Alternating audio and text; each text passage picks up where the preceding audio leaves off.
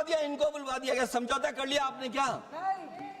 महोदय, अध्यक्ष महोदय, ये अध्यक्ष महोदय, ये अध्यक्ष महोदय, आपको नहीं बोलने दे रहे। अध्यक्ष महोदय, ये मुद्दा कांग्रेस, समाजवादी पार्टी, बीजेपी का नहीं है। ये मुद्दा युवाओं और छात्र नौजवानों का है।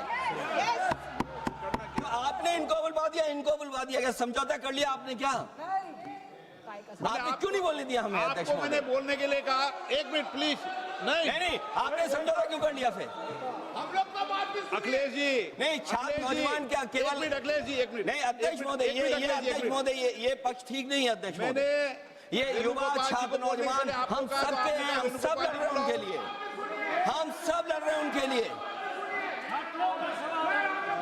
और जब छात्रों की नहीं सुनी जाएगी तो सड़कों पे आएंगे। और जो सरकार ने व्यवहार किया है, इस्तीफा तो क्या है? इस्तीफा तो जब चाहेंगे तब मंत्री ले लेंगे, सदन के बाद ले लेंगे। लेकिन सवाल ये, जो छात्रों के साथ व्यवहार हुआ है, उनके हाथ तोड़े, सर तोड़ा, उनके कपड़े फाड़े, क्या बेटियों के कपड़े फाड़ेंगे आप?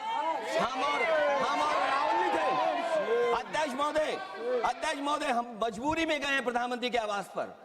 अगर आप सुन लेते हैं यहाँ पर तो हम नहीं जाते। क्या प्रधानमंत्री स्टेटमेंट नहीं दे सकते हैं? युवाओं के लिए आप बाहर बोल सकते हैं, सदन में क्यों नहीं बोल सकते हैं आप? माननीय सदस्यगण, सभी लोगों के मत आ गए हैं।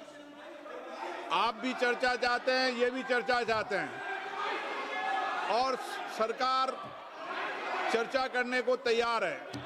आप आइए, कब चर्चा करनी है, कितनी देर चर्चा करनी है, सरकार चर्चा को तैयार है। आप आइए चर्चा करने को। ऐसे गैलरी में बैठकर चर्चा नहीं होगी।